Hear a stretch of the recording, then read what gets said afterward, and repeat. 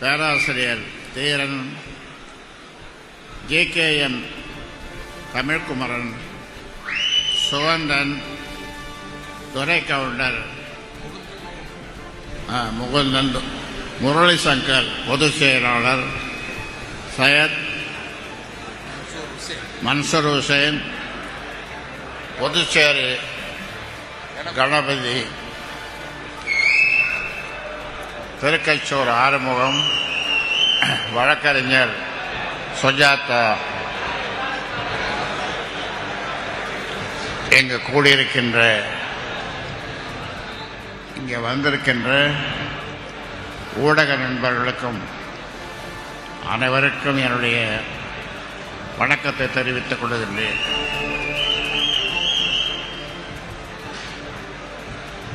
அருளை MLA சட்டமன்ற உறுப்பினர் அருளை எப்படி பாராட்டுவது என்றே தெரியவில்லை. ஏனென்றால் நேற்றிலிருந்து இந்த பொதுக்குழு செயற்குழு களை கட்டிவிட்டது. நேற்றிலிருந்து 6 சுவை என்றார்கள். அவர் 8 சுவை கொண்ட உணவை நேற்றிலிருந்து கொடுத்து வருகிறார். இப்பொழுதும் இது இன்னும் சில நிமிடங்களில் இது முடியப் போகிறது. அதே போன்று உணவையும் அவர் தயாரித்து வைத்திருக்கின்றார். இந்த பொதுக்குழுவிலே செயற்குழுவிலே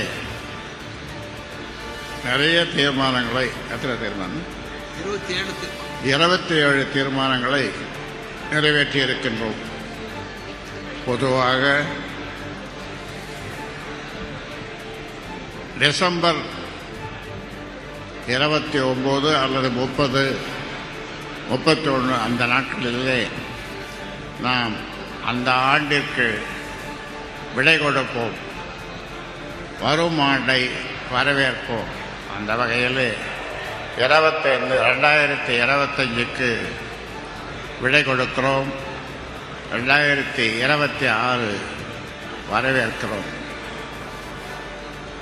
அதோடு பொங்கல் திருநாள்,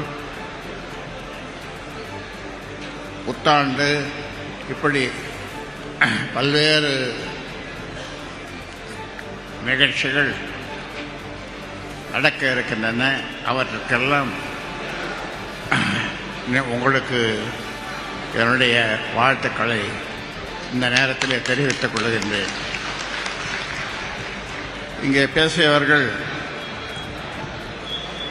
பொதுவாக நிர்வாக குழுவிலே ஒரு கட்சியை எப்படி நிர்வாகம் செய்வது என்பது பேசுவோம், பேசி வருகிறோம்.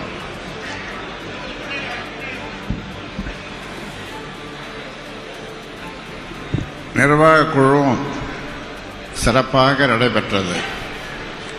அடுத்தது, இன்றைக்கு நிர்வாக குழுவிலே பேசப்பட்ட செய்திகளை உள்வாங்கி இந்த செயற்குழு எப்படி கட்சியை வளர்த்தெடுப்பது, செயல்படுவது என்று இங்கே ஒவ்வொருவரும் மிக சிறப்பாக நீங்கள் பேசினீர்கள். உங்களுடைய கருத்துக்கள் மிகவும் வரவேற்கத்தக்க கருத்துக்கள். அதை நமது கட்சி உள்வாங்கிக் கொண்டு நிச்சயமாக மிகப்பெரிய வெற்றியை அடைவதற்கு அது செயல்படும். கடைசியிலே பொதுக்குழு ஒரு கட்சியிலே மிகுந்த அதிக அதிகாரம் கொண்ட ஒரு குழு பொதுக்குழு. அந்த பொதுக்குழுவை தான் இப்பொழுது நாம் நடத்தி கொண்டிருக்கிறோம். அதிலே இங்கே வந்திருக்கின்ற பொதுக்குழுவிற்கு, செயற்குழுவிற்கு வந்திருக்கின்ற அனைவரும் பொறுமையாக இருந்து இதை நடத்தி கொடுக்கின்ற அந்த பாங்கு எனக்கு மிக்க மகிழ்ச்சியை கொடுக்கிறது. அந்த வகையில்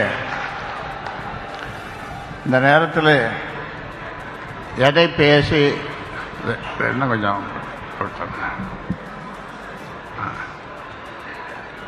எதை பேசி எதை விடுவது என்று எனக்குள்ளே ஒரு குழப்பம்.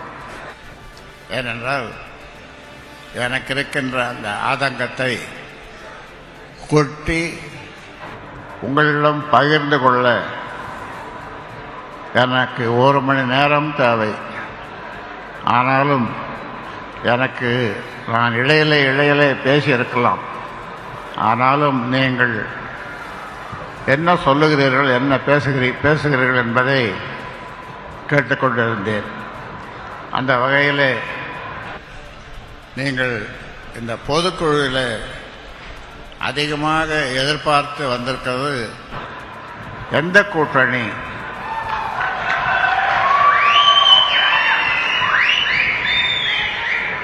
ஐயாவுக்கு அதிகாரம் கொடுத்து விட்டோம். ஐயா கூட்டணியை இப்பொழுதே அறிவிப்பாரா அல்லது பின்னாலே அறிவிப்பாரா? அடுத்த ஆண்டு இன்னும் ஒரு 2 நாளில் தான் அடுத்த ஆண்டு வருது. எப்போ அறிவிப்பார் என்று அவரோடு இருக்கின்றீர்கள். இந்த பொதுக்குழு செயற்குழுக்கு நீங்கள் ஊர் திரும்பியதும் உங்களை அங்கே இருக்கின்றவர்கள் கேட்கின்ற முதல் கேள்வி கூட்டணி யாரோடு? அதை ஒன்றும் ஐயா சொல்லலை இப்போ. ஆனால் ஐயா முடிவெடுப்பார், நல்ல முடிவெடுப்பார், நல்ல கூட்டணி அமைப்பார். அது வெற்றி கூட்டணியாக இருக்கும், நிச்சயமாக இருக்கும். அதில் இந்த 10.5 சின்ன பையன் கூட கேட்குறான். 8 வயசு 10 வயசு பையன் 10.5 என்ன ஆச்சு? வரும்பா, வரும், 10.5 வரும் என்று அவனுக்கு ஆறுதல் சொல்ல வேண்டியதாக இருக்கிறது. ஆக 10.5 நிச்சயமாக நாம் பெறுவோம். அடுத்தது இங்கு நிறைய பேசப்பட்டது. ஒரு குழு அல்லது ஒரு கூட்டம் அல்லது எப்படி சொல்றது, ஒரு கும்பலா? ஒரு கும்பல். நான் நாகரிகமாக சொன்னேன் குழு என்று. அதெல்லாம் நான் வளர்த்த பிள்ளைங்க தான், நான் பொறுப்பு கொடுத்த பிள்ளைகள் தான் என்னை இப்பொழுது தூற்றுகிறார்கள். அதுவும் மிக கேவலமாக என்னையும் நம்ம கௌரவ தலைவரையும் அவ்வளவு மோசமாக தூற்றுகிறார்கள்.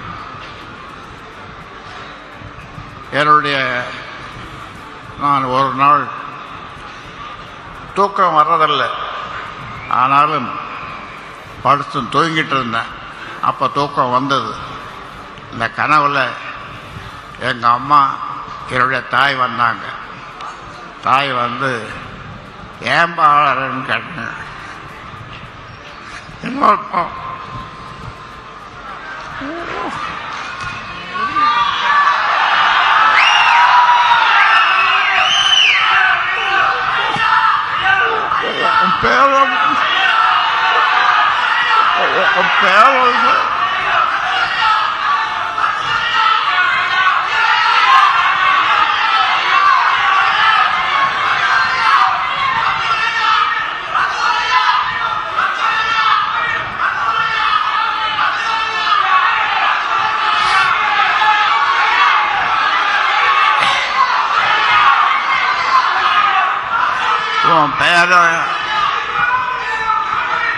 ஒரு பையன் ஒரு பதிவு போடுறான், கழுத்தில் துணி போட்டு இறுக்கி கொள்ளணும்னு ஒரு பதிவு போடுறான். அந்த பதிவு போட்டவனை கூப்பிட்டு அவனுக்கு பொறுப்பு கொடுக்குறாரு. அப்போ என் தாய் சொல்லிச்சு, அதுக்கு நான் என்னப்பா பண்ண முடியும், நீ அப்படி வளர்த்துருக்கிற அந்த பிள்ளைய. ஆமாம்மா, நான் சரியாக தான் வளர்த்துருந்தா என்ன மார்லையும் பின்னாலையும் முதுகுலையும் கண்ட இடத்துல ஈட்டியால் குத்துற மாதிரி குத்தலாம். நான் என்ன செய்யறது?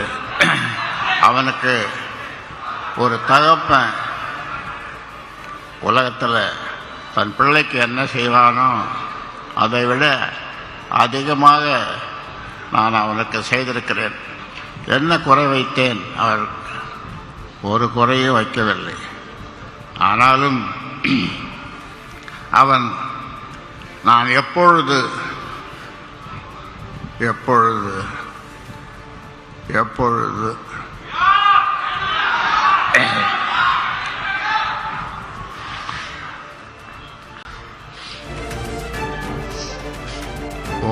ஒரு ஆண்டுக்கு முன்னாலே ஒரு பிள்ளை, அவனை பிள்ளை என்றால் சொல்லுவது, சென்னையிலே ஒரு குடும்பத்திலே சொத்து தகராறு. தகப்பனை 20-30 துண்டாக வெட்டி ஒரு சாக்கில் கட்டி கொண்டு போய் இந்த காவேரி பக்கம் என்ற ஊரில் போட்டுவிட்டு வந்ததை நீங்கள்லாம் படித்திருப்பீர்கள். அதை விட அப்படி செய்திருந்தாலும் கூட நான் போய் சேர்ந்திருப்பேன். ஆனால் ஒவ்வொரு நாளும் இந்த சில்லறை பசங்களை வச்சுட்டு எல்லாம் நான் வளர்த்ததான், அதுவும் என் தப்பு தான், வச்சு என்ன அவமானப்படுத்தலாம். கொஞ்சம் நஞ்சம் அவமானப்படுத்தலை.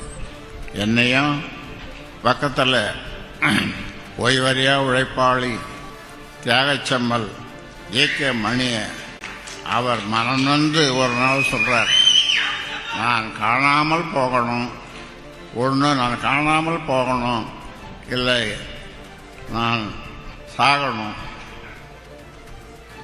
30 ஆண்டு காலம் இந்த கட்சிக்கு மக்களுக்கு உழைத்த ஏகே மணியை அவ்வளவு தரக்குறைவாக பேசியதன் விளைவாக அவர் அந்த 2 வார்த்தைகளை சொன்னார். அது என்னால் பொறுத்து கொள்ள முடியவில்லை.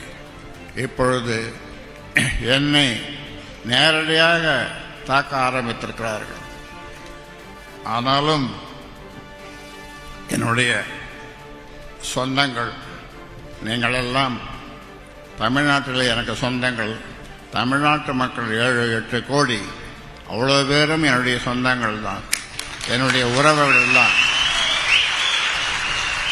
அது எந்த சமுதாயமாக இருந்தாலும் சரி, எந்த மக்களாக இருந்தாலும் சரி, அவர்களெல்லாம் எனக்கு உறவுகள் தான். அவர்கள் என்னை எப்பொழுதும் நேசிப்பவர்கள். மருத்துவர்களை போய் பார்க்க போனால் சீனியர் டாக்டர்ஸ் அவங்கள என்ன சொல்றாங்க, ஏன் இப்படி செய்கிறார் அன்புமணி, என்ன ஆச்சு அவருக்கு, இன்னும் கொஞ்சம் வருஷம், இன்னும் ஒரு 5-6 வருஷம் அவருக்கு பொறுக்கக்கூடாதா? அவர்கள் கேட்கிறார்கள். இப்படி நிறைய பேர் கேட்கிறாங்க. ஆனால் நான் சொன்னேன், அவரை மாற்ற முடியாது, அவரை மாற்ற வழி இல்லை. என்ன செய்வது, கேட்டுக்கொண்டுதான் இருக்க வேண்டும். ஆனாலும் இப்பொழுது நடக்கின்ற இந்த செயற்குழு அல்லது பொதுக்குழு, அதற்கு முன்னால் நடந்த குழுக்கள் இதெல்லாம் பார்க்கும் பொழுது 100க்கு 95 விழுக்காடு மக்கள், பாட்டாளி மக்கள் என் பின்னாலே தான் இருக்கிறார்கள்.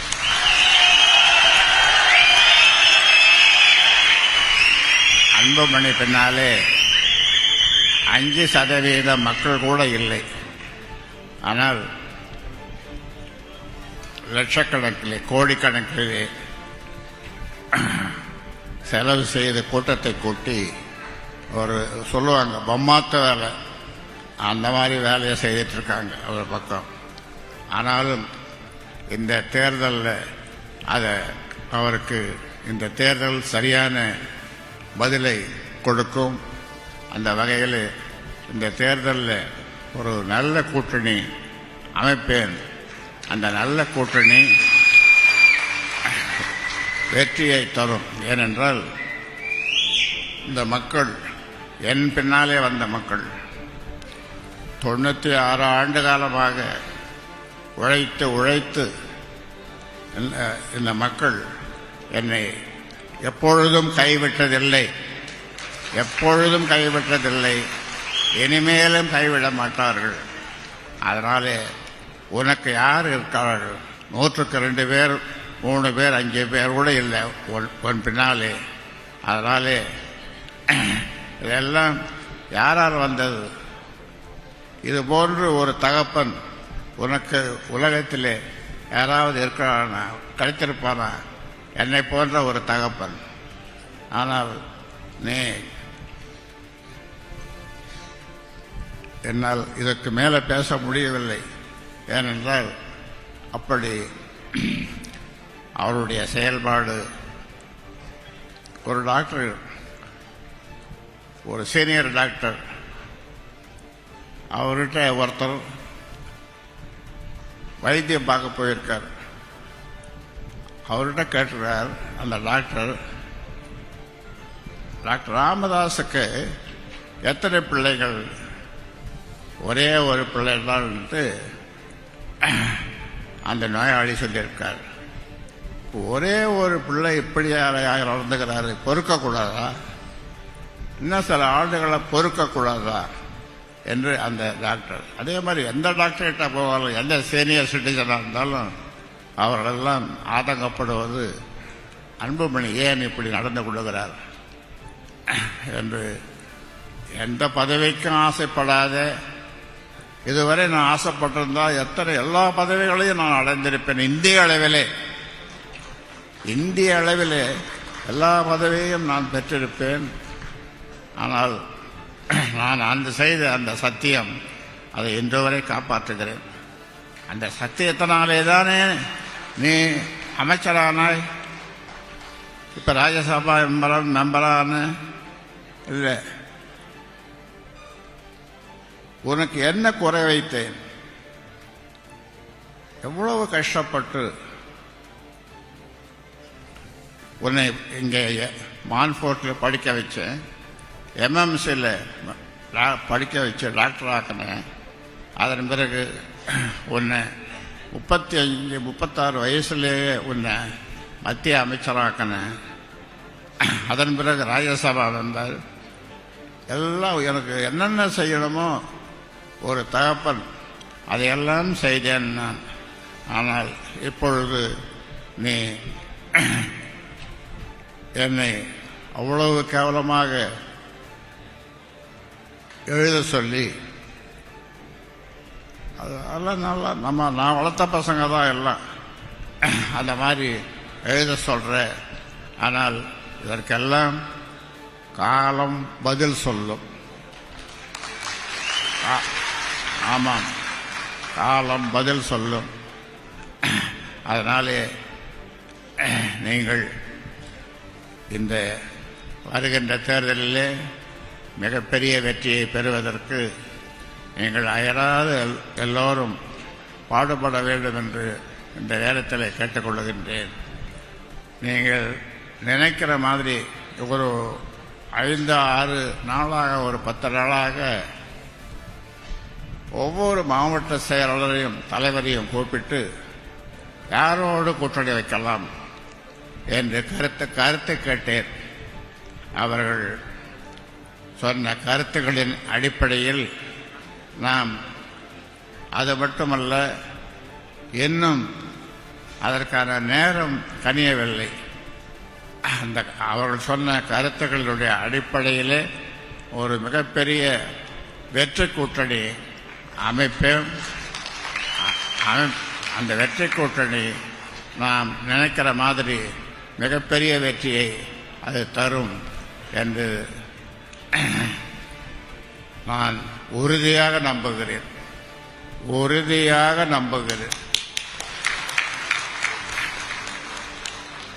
ஏனென்றால் நான் நினைப்பது நிச்சயமாக நடக்கும்.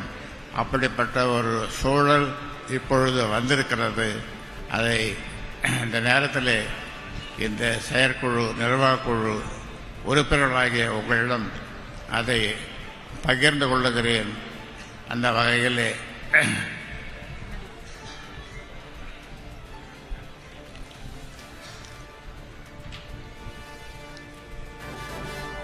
சில நேரங்களில் தூக்க மாத்திரை போட்டால் கூட தூக்கம் வர மாட்டேங்குது. ஏனென்றால் இவனுடைய நினைப்பு வந்து விடுது. ஆனாலும் உங்களை மக்களை நினைக்கும் போது, என் பாட்டாளி சொந்தங்களை நினைக்கும் போது நான் தூங்கி விடுகிறேன். எனக்கு ஒரு புத்துணர்ச்சி வருகிறது. ஒரு நாளைக்கு குறைந்தது 50லிருந்து 200 300 பேர் தோட்டத்தில் என்னை சந்திக்கும் போது எனக்கு ஏற்படுகின்ற மகிழ்ச்சி அது வெள்ளமாக பாய்கிறது. மகிழ்ச்சி வெள்ளம் அது இன்னும் மேலும் எனக்கு புத்துணர்ச்சியை தருகிறது. அதனாலே நீங்கள் இருக்கும்போது நீங்கள் இல்லாமல் நான் இல்லை. அதை இந்த நேரத்தில் உங்களுக்கு சொல்லி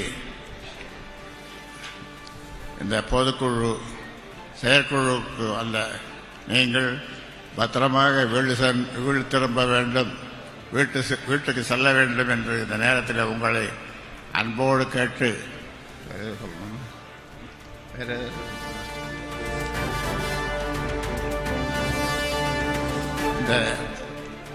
இந்த மண்டபம், இந்த ரத்னவேல் ஜெயக்குமார் திருமண மண்டபம், அவர்களுக்கு இந்த நேரத்தில் நன்றி சொல்லுகின்றேன். ஆனால் இந்த மண்டபத்தை கொடுக்கக்கூடாது என்று இங்கே அது ஒரு சூழ்ச்சி நடந்தது. ஆனாலும் அவர்கள் என் பெயரை சொன்னதனாலே, நான் இங்கே வருவதனாலே இங்கே ராமதாஸ் கட்டுக்கோப்பாக நடத்துவார். இந்த திருமண மண்டபத்தை அவர் எங்களிடம் ஒப்படைத்தார். நாங்கள் அதே மாதிரி அது எந்தவித பிரச்சனையும் இல்லாமல் இதை பொதுக்குழு செயற்குழுவை நடத்தியிருக்கிறோம். அவர்களுக்கு இந்த நேரத்தில் நன்றி சொல்லுகின்றோம். அதைவிட நம்முடைய சட்டமன்ற உறுப்பினர் அருள் மிக சிறப்பாக இந்த செயற்குழு பொதுக்குழு நடப்பதற்கு அவர் அரும்பாடுபட்டிருக்கிறார். ஒரு பெரிய டீம் அவர் வைத்துக்கொண்டு, ஒரு குழு வைத்துக்கொண்டு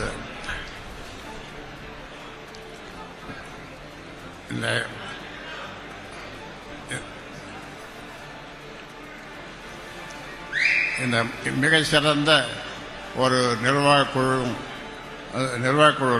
பொதுக்குழு செயற்குழு மிக சிறப்பாக நடைபெற அரும்பாடுபட்டு உழைத்த அனைவருக்கும் என்னுடைய வாழ்த்துக்களையும், பத்திரிகை ஊடக நண்பர்களுக்கு என்னுடைய வாழ்த்துக்களை இந்த நேரத்தில் தெரிவித்துக் கொள்கின்றேன். நன்றியையும் தெரிவித்துக் கொள்கின்றேன்.